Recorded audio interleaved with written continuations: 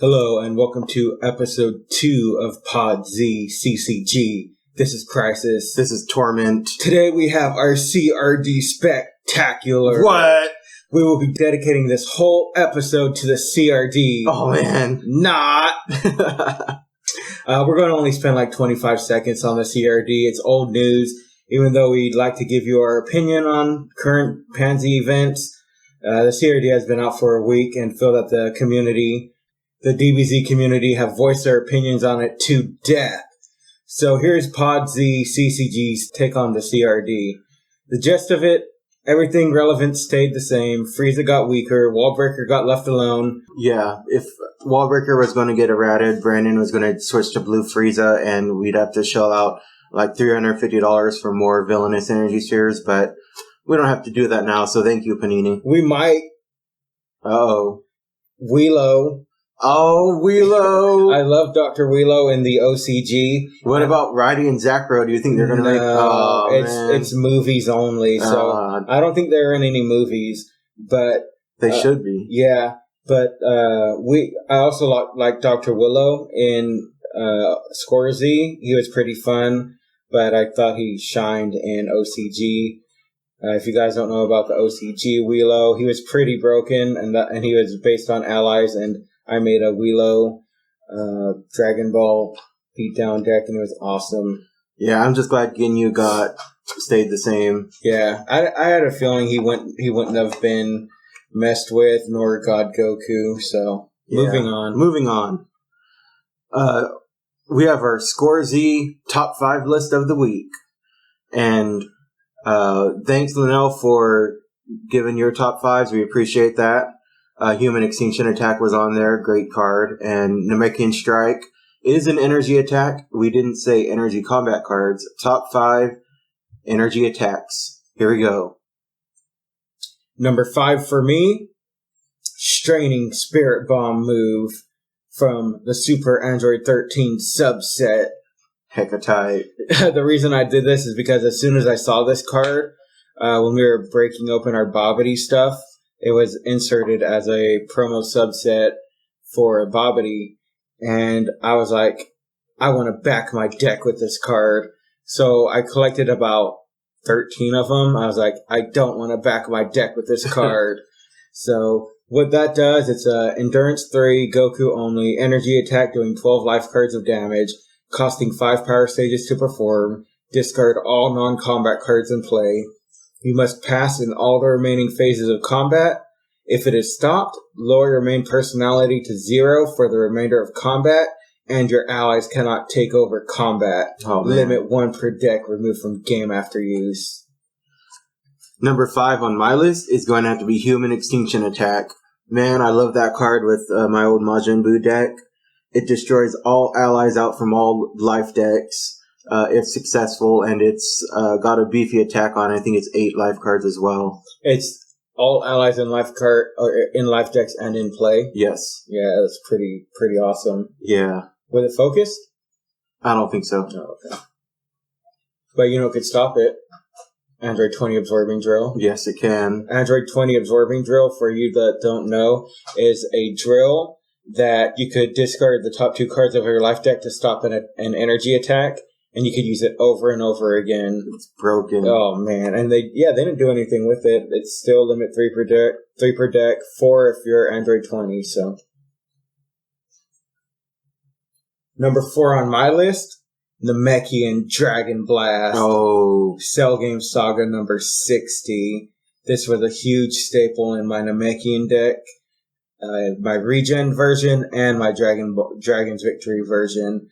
It's a Namekian Heritage only, energy attack doing plus X life cards of damage.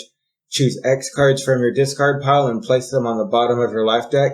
X is the number of Namek Dragon Balls in play. So it's a base of 4, could do up to 11 in a Namekian deck if you have all 7 Dragon Balls out in play.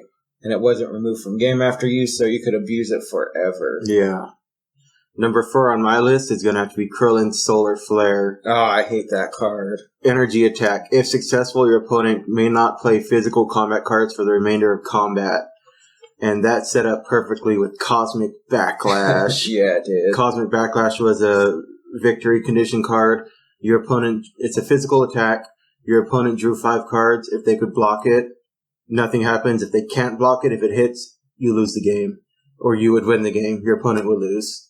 So that paired with Krillin Solar Flare was a devastating combo.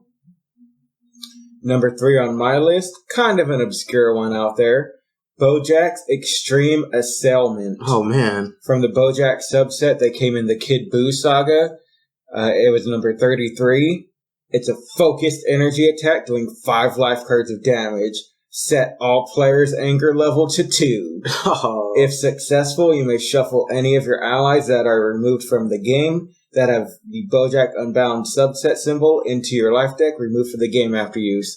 Of course, I played this in my Namekian or Namekian Dragon Ball / Dragon's Victory deck because it was the only card that I believe you could search out for with Namekian Strike to set your anger to 2, play 2 times or use 2 times to parties, and that's game. It is. Number 3 on my list is Namekian Strike. Namekian Heritage only, energy attack. If you declare it a Tokiwaza, you may search your life deck for an energy combat card and place it in your hand. Remove from game after use.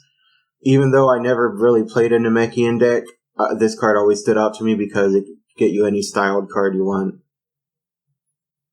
Energy combat card, right? Yes. Yeah, any styled.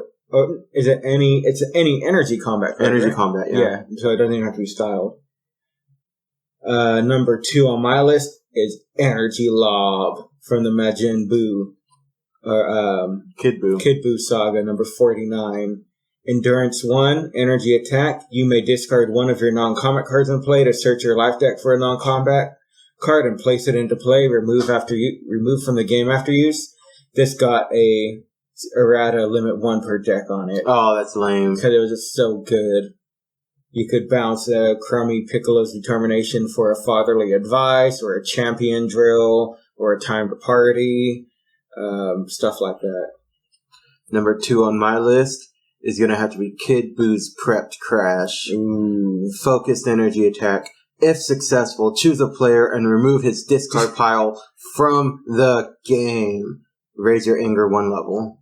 That was dirty. Yeah, I remember countless times I would prep crash you and get you to remove your discard pile from the game. It also works if you have a Vegeta deck and you want to remove your own stuff from the game. If you wanted to, I don't know. But heck, a tight card. It's a tight artwork and a tight foil pattern because it's a Kid Buu rare. You could also use it for Goku because of Goku's Relentless Spirit, which lets you shuffle all Goku-named cards from your removed from game pile into your life deck. Exactly. And Vegeta has one too, like that, but I think Vegeta's is if successful. Yeah.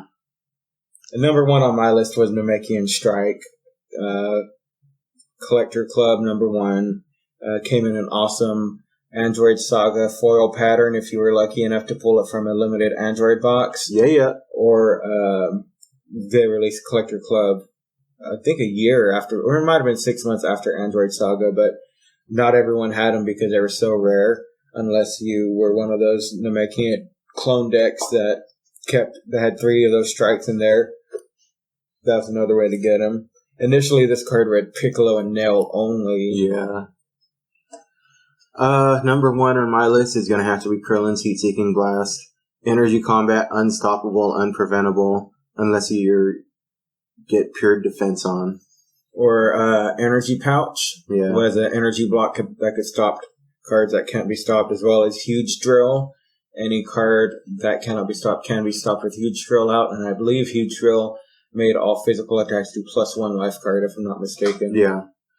I did have an honorable mention, Tien's Tri-Beam. It was the only energy attack that was Remain 2. Energy for 2 life cards, Remain 2. That was based off his Kikoho Blast, his Key Cannon. I thought you were going to put Raditz Energy Burst on there. Oh, man. Because you overkilled someone with that. I did. Raditz Energy Burst, energy attack, cost no stages to perform as 2 life cards. But I ended up getting out a huge combo and overkilling someone with it. Was that with your Krillin deck? Yeah. Yeah, that was funny. I had an honorable mention. Android 13's Prepared Stance. It was an energy attack if performed by a main personality with Android in the title. Search your life deck for any card with Android in the title except Android 13's prep stance and place it in your hand. Remove from game after use. Cool. I think our listeners deserve to go on a little field trip. Where are they going? Where are they coming, like, physically? No. Audibly? Audibly. Audibly? Let's see. Where do you think we should take them? Oh, I know the perfect place. It's kind of scary, though.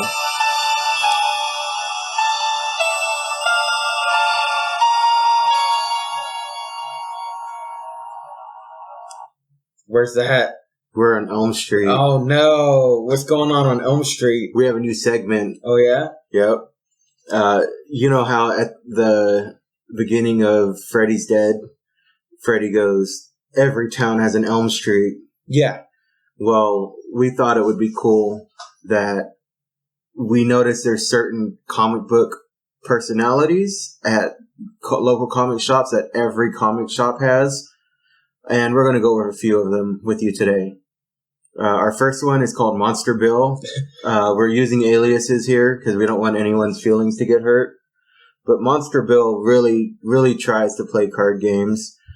He might be good at Pokemon, but he just can't get a good grasp on Dragon Ball or other card games.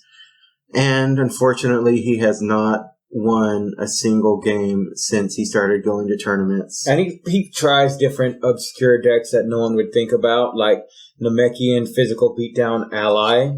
Yeah.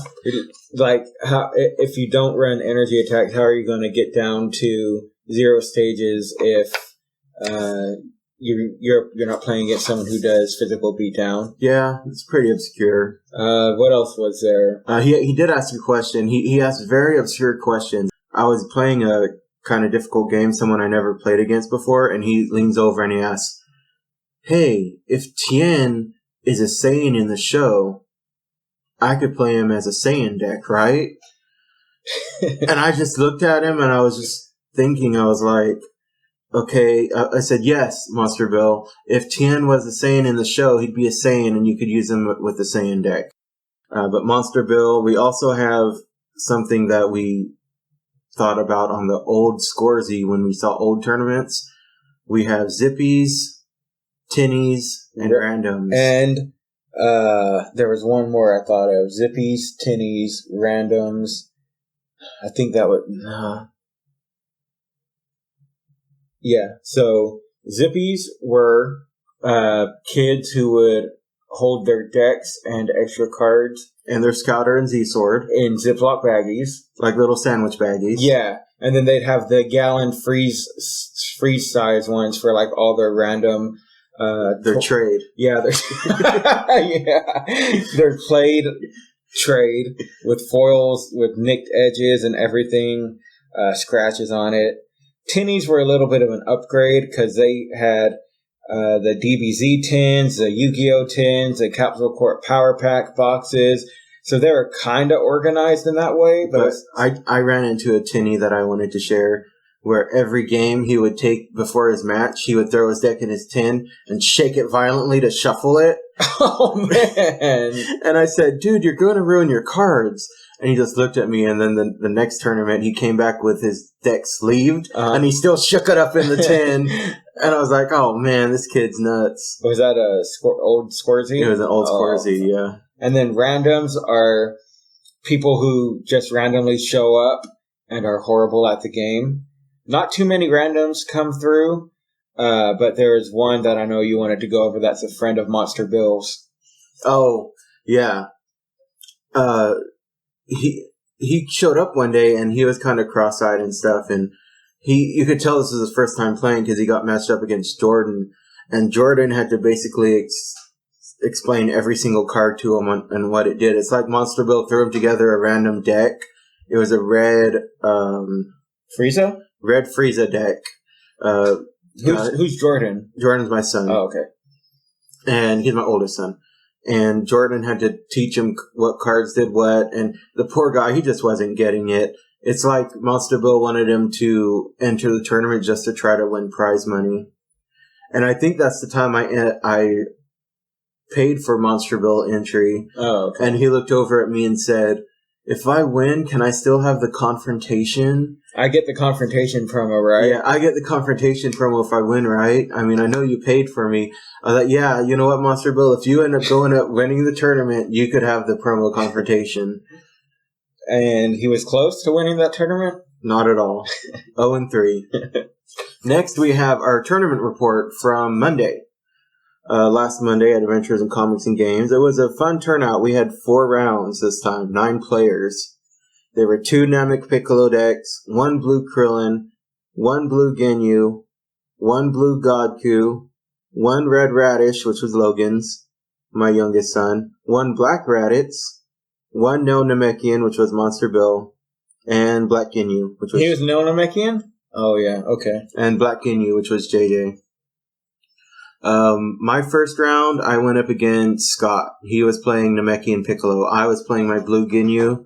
Scott is a very smart player. I've seen him pull off victories even when he was at a disadvantage. I never got to go up against him first. This is my first time going up against him. He always makes the best decisions and best actions with what he has in his hand, and he works very well with his deck. Like I said, this was the first time I played against him. I've kept him at level 1 for about 2/3 of the game, Piccolo level 1. And once he leveled, I already was at level 3, so it was too late to clear away my important allies. And he even said so. He said, "Oh, it's too late." Sphere played a good part in this match as it did, and so did Stare Down, so I ended up pulling off the win on that one. Match 2 was against Crisis, Krillin Blue. I kept throwing allies at you, trying to get you to betrayal them away, but you wouldn't do it. I rejuve Nappa again when I drew him. But then I decided, you know what, I'll just enter and force you to use your non-combats and try to get out Nappa. Hope you didn't have a betrayal, but you did. This game was the closest of the night. We both had 2 life cards left with me entering combat. Once we both passed, that was game. I think you had 2 life cards left and had to draw out. So that was 2-0.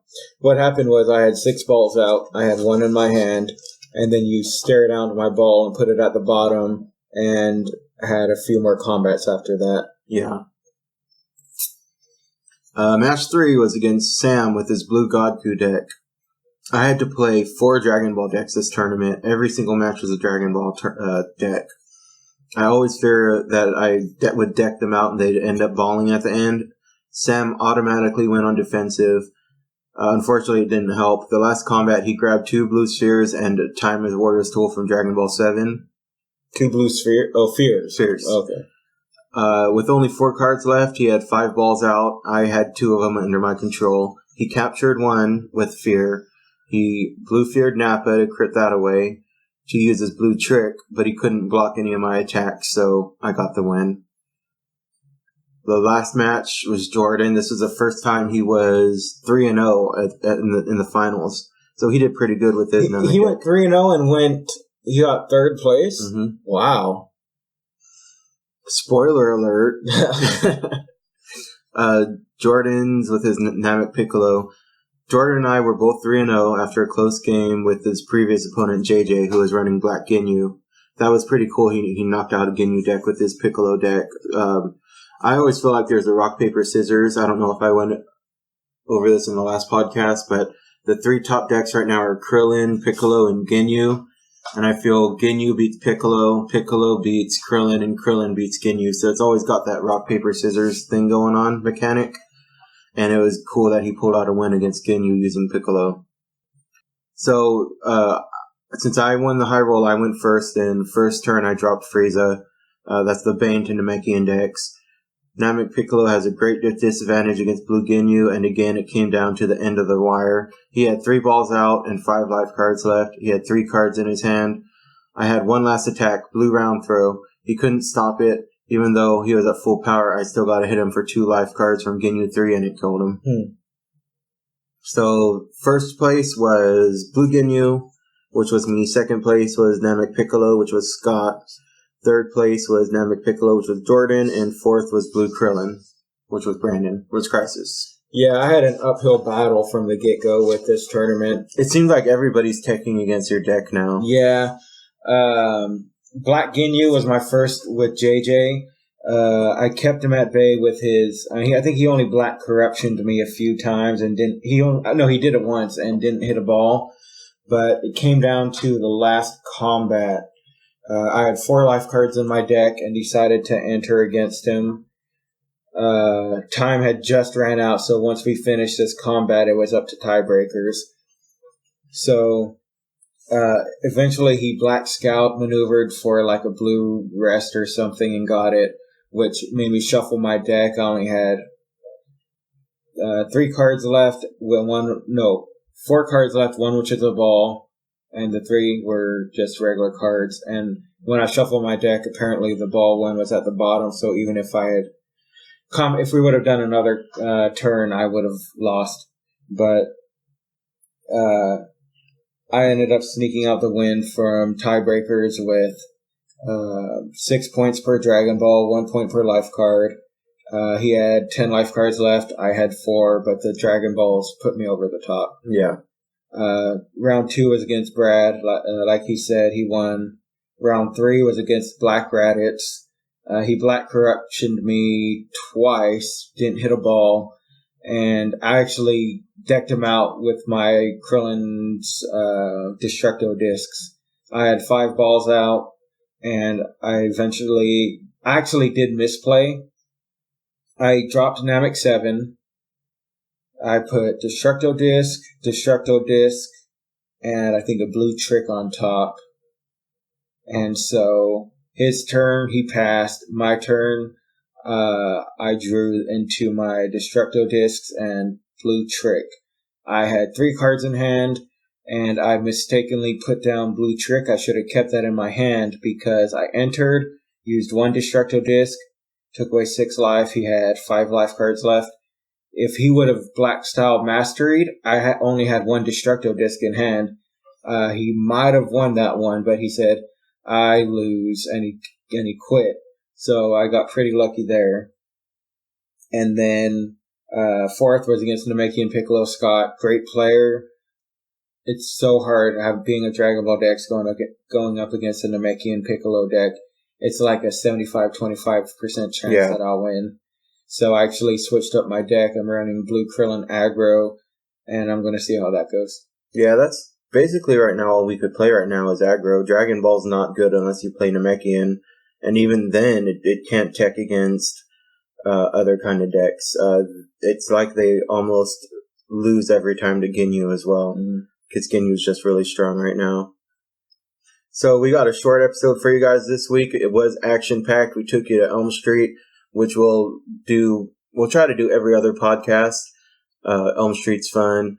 Tournament report will be back with you next time, and next week we will get my kids on. We'll have them do a top 5 list. Maybe we'll do top 3 because they'll be kids. Or we could just do one question. Like, it doesn't always have to be a top 5. We'll ask the Scorzy question. They've got some knowledge about it. Or we might even switch it to Pansy. We'll see. But until next time, we'll see you later. Keep rocking the dragon. Oh, yeah.